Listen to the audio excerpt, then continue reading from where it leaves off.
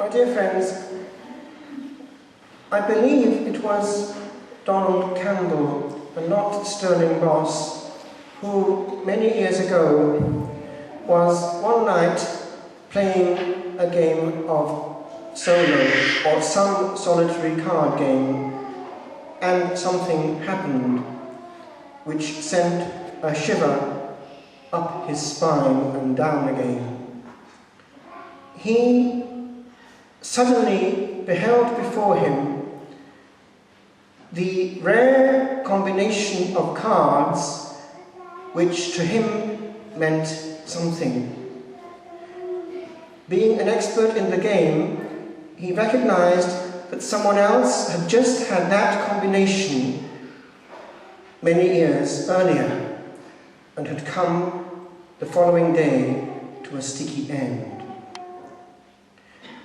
The following day, this world champion, first of all in land speed, went into his very high-powered boat to break the world record in water speed. And before all the television cameras of the world, in mid-stream or flight, the boat started to take off from the water and made 3 somersaults, spilling its pilot into the beyond.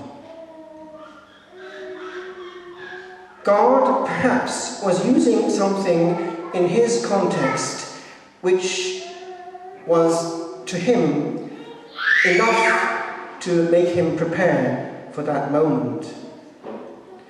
Perhaps something not dissimilar happened to these Persian kings or magi or wise men. They, within their context, recognized signs and were faithful to those signs. God uses the context of a person, and we need to have that same openness of vision as our Maker, who is on side with regard to his creatures and does everything within his power to get through to them in their context. In the very interesting intuitions given to Blessed Anne Catherine Emmerich, when she saw this scene in vision, she saw how these 3 kings prostrated themselves and gave the child Jesus, by now discovered with great joy, homage in the terms that they knew. Obviously incomplete, perhaps some kind of Zoroastrian cult. But, and she is quite explicit, he accepted this worship as being of good faith and the maximum they could do to his person. Translate. Perhaps there will be surprises in heaven when we observe one day many saints that we categorized as beyond the pale, faithful in wondrous ways to the grace and light that they had. Whereas those who right now are in the limelight, where will they be? Just the other day, I happened to fall on a bit of footage confiscated during the war. It was obviously the British intelligence who had got hold of this bit of Nazi propaganda which was going round the youth and the adolescents of the by then highly Hitlerian youth in Germany and Austria, to give them a message of something similar to this.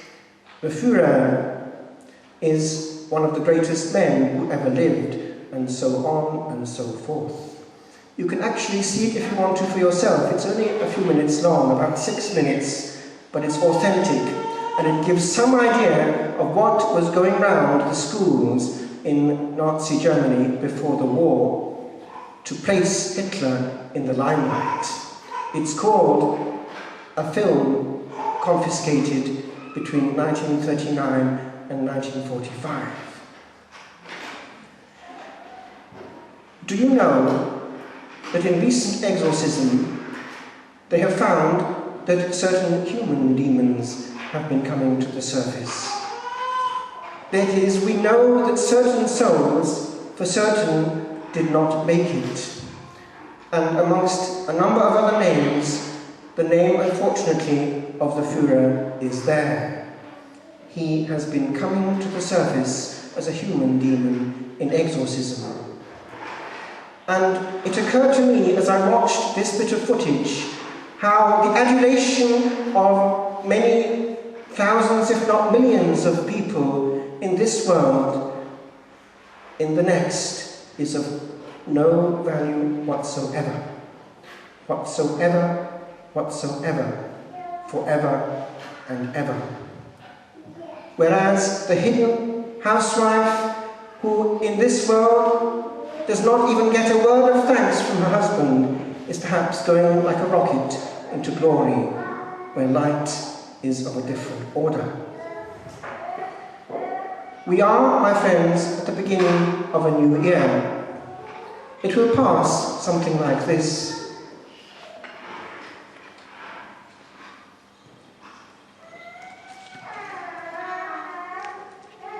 We are spending time on the 6th of January 2013.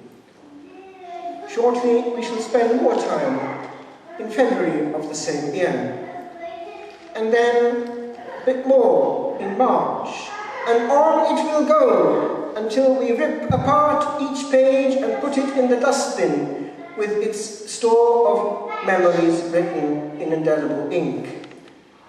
And also in heaven or in purgatory, our copybook, which one day we shall read when our eyes are opened, where things matter are more than we think. But I wanted to attack one and only one specific point with regard to this gift that we have as yet in our time. It's this: are you listening? We can mess it up.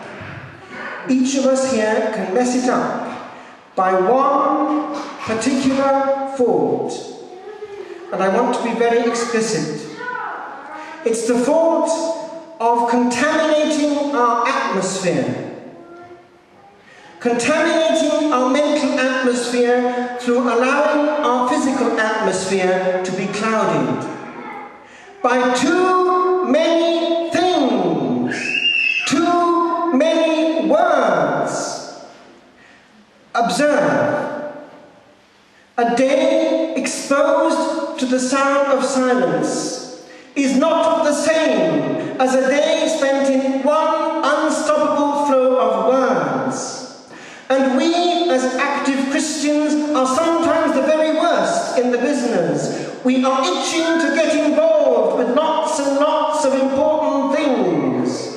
And we're buzzing from morning until night, missing the appointment, missing the point.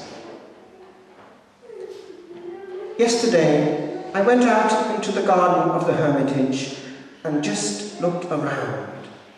And it took me back to those years in France where there was no question of telephone or anything artificial, no access for 10 years to anyone on the phone, just the sound of silence and the little trickle of words in a book, which were hugely powerful and had a very profound echo.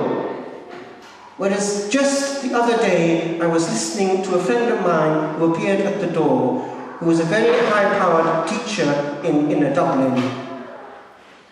He told me this, and he knows what he's talking about.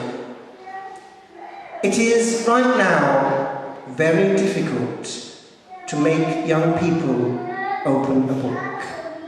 They go into their room and they have no less than about 4 screens in their room. They have a television, they have a screen for their internet, they have a mobile phone screen, they have an iPad, they have a smartphone, and they will have to before they sit down and open a book? Do you see how very difficult it is for a young person now to feel the power of the written word? Translate. And you, when you are alone, what do you do? Do you immediately seek for the mobile phone to catch up on your messages? Or do you calmly shut your eyes and look in at the guest of your soul? It's the same use of time. I just finished. Strangely enough, Simon and Garfunkel, in their own odd way, had something to say in the mid-60s on this. They put it this way, when comparing how we are too inquinated by the contagion coming from other souls. I am a rock, I am an island, I touch no one, and no one touches me. And as I listened again to those old words, it hit me. Perhaps there's some truth in that strange song. Too much going into me from other people. At times, it's worth switching off, even from human beings, and let the Lord be Lord, Lord indeed.